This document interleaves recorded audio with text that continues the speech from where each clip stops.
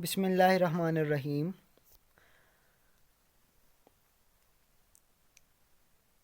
आज का हमारा टॉपिक है इलेक्ट्रॉन अफिनिटी एंड इलेक्ट्रोनेगेटिविटी।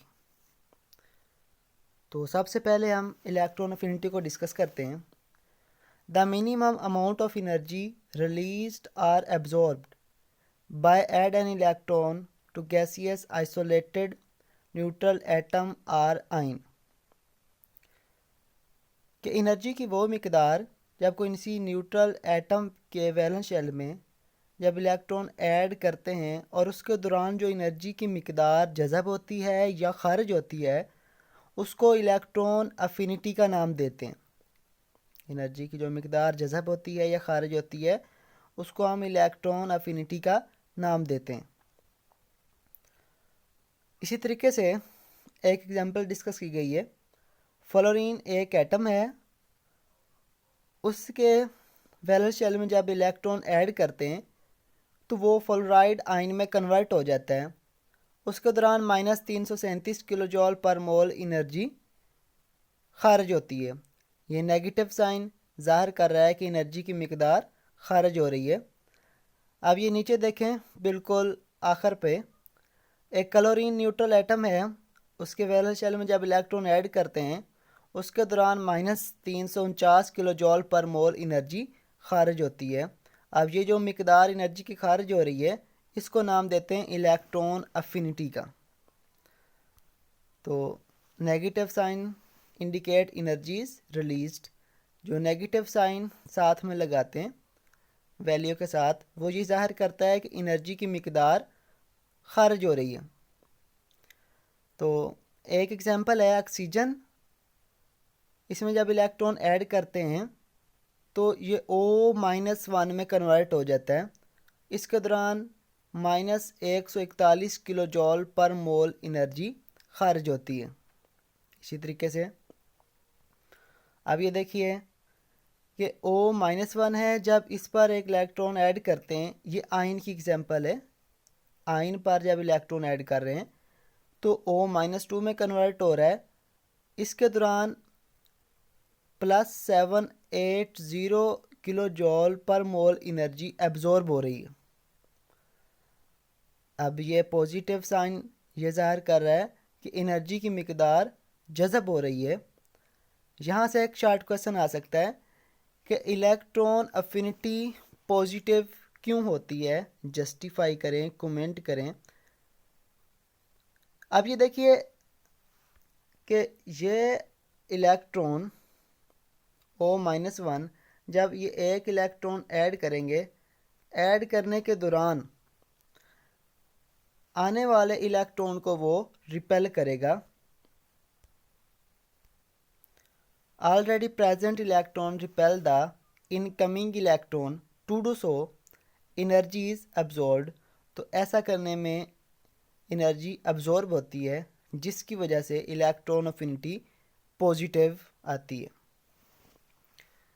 तो इसके बाद फैक्टर डिस्कस करते हैं कि इलेक्ट्रॉन अफिनिटी पर कौन कौन से फैक्टर इफ़ेक्ट करते हैं। सबसे पहला फैक्टर है size of the atom, atom के साइज़ के ऊपर डिपेंड करते हैं। शील्डिंग इफ़ेक्ट, शील्डिंग इफ़ेक्ट पर। अब शील्डिंग इफ़ेक्ट क्या होता है? न्यूक्लियस और वैलेंस शेल के दरमियान अट्रैक्शन का कम हो जाना, इसको नाम देते हैं शील्डिंग इफ़ेक्ट। थर्ड नंबर पर है इफ़ेक्टिव न्यूक्लियर चार्ज। 4 नंबर पर है शेल नंबर। इन फैक्टर पर इलेक्ट्रॉन अफिनिटी अफेक्ट करती है। आगे हम आइए डिस्कस करते हैं कि इसका प्रोडक्ट टेबल के अंदर ट्रेंड क्या है। जो वर्टिकल कॉलम होते हैं उनको हम ग्रुप्स का नाम देते हैं, हॉरिजॉन्टल रोज होती हैं उसको हम पीरियड का नाम देते हैं। Electron affinity decrease top to bottom in the groups, electron affinity groups में टॉप टू बॉटम कम होती है। यहाँ से एक शॉर्ट क्वेश्चन आ सकता है कि इलेक्ट्रॉन अफिनिटी ग्रुप में कम क्यों होती है, जस्टिफाई करें। Because electron affinity is inversely proportional to the size of the atom, atom के साइज़ के इन्वर्सली प्रोपोर्शनल होती है। जितना एटम का साइज़ बड़ा होगा इलेक्ट्रॉन अफिनिटी उतनी कम होगी। तो ग्रुप्स के अंदर इलेक्ट्रॉन अफिनिटी की जो वैल्यू है वो कम होती है, क्योंकि ग्रुप्स में एटम का साइज़ ऊपर से नीचे बढ़ता है और उस पर एक एक्स्ट्रा शेल भी ऐड होता है। In groups size of the atom increase, that why electron affinity decrease. When extra shell add then shielding effect also increase. जब एक्स्ट्रा शेल ऐड होता है, आपको समझा चुका हूँ कि शील्डिंग इफेक्ट क्या है। न्यूक्लियस और वैलेंस शेल इलेक्ट्रॉन के दरमियान अट्रैक्शन का कम हो जाना, या जो दरमियान वाले शेल होते हैं वो वैलेंस शेल इलेक्ट्रॉन के दरमियान वो शील्ड आ जाते हैं, जिसकी वजह से उसको हम नाम देते हैं शील्डिंग इफेक्ट का। तो ऊपर से नीचे ग्रुप्स के अंदर शील्डिंग इफेक्ट बढ़ता है, जिसकी वजह से इलेक्ट्रॉन अफिनिटी की वैल्यू डिक्रीज होती है। अब हम डिस्कस करते हैं इसका trend in the periodic table in periods में हम डिस्कस करते हैं। पीरियड्स में इलेक्ट्रॉन अफिनिटी बढ़ती है। यहाँ से शार्ट क्वेश्चन आ सकता है कि इलेक्ट्रॉन अफिनिटी पीरियड में क्यों बढ़ती है, जस्टिफाई करें। सबसे पहले नंबर पर इसकी रीज़न देख सकते हैं, due to decrease in size,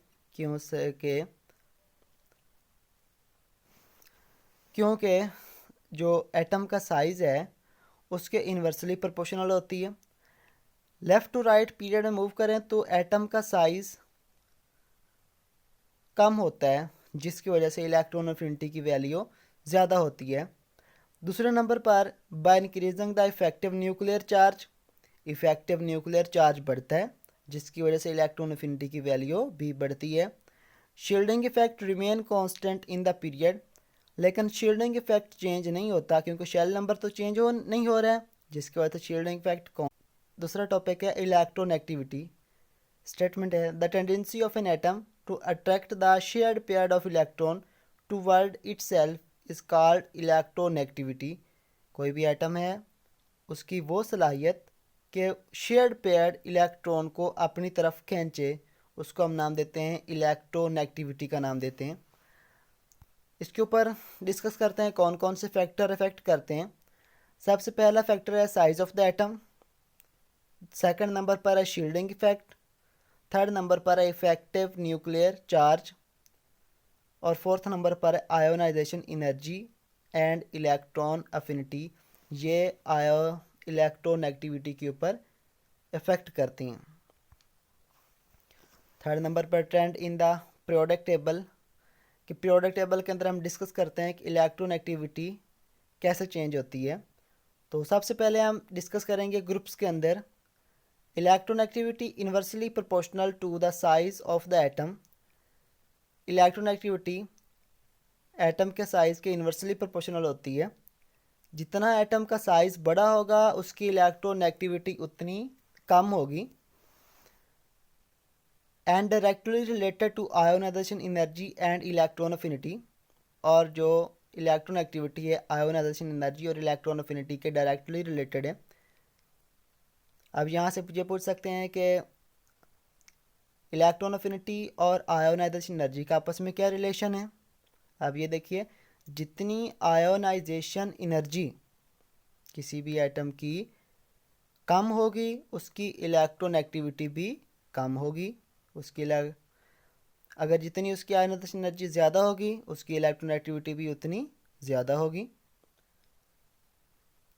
so that why decrease in the groups, जिसकी वजह से इलेक्ट्रोनेगेटिविटी ग्रुप्स में कम होती है। उसके बाद हम ट्रेंड डिस्कस करते हैं इन the periodic table. Periodic table में इलेक्ट्रोनेगेटिविटी का क्या ट्रेंड है। पीरियड्स में इंक्रीज इन पीरियड्स में इंक्रीज होती है, क्योंकि आयोनाइजेशन एनर्जी और इलेक्ट्रॉन अफिनिटी बढ़ती हैं, क्योंकि इन दोनों का आपस में रिलेशन क्या है, directly increase in the period. Size of the atom decrease, atom का जो साइज़ है वो कम होता है। लेफ़्ट टू राइट वो हम डिस्कस कर चुके हैं कि electronegativity size of the atom के इन्वर्सली प्रोपोर्शनल, जितना उसका साइज़ छोटा होगा इलेक्ट्रोनेगेटिविटी उतनी ज़्यादा होगी। Shielding effect and shell number remain constant in the period में शील्डिंग इफेक्ट और शेल नंबर रिमेन कांस्टेंट रहते हैं। तो Thank you for watching this channel.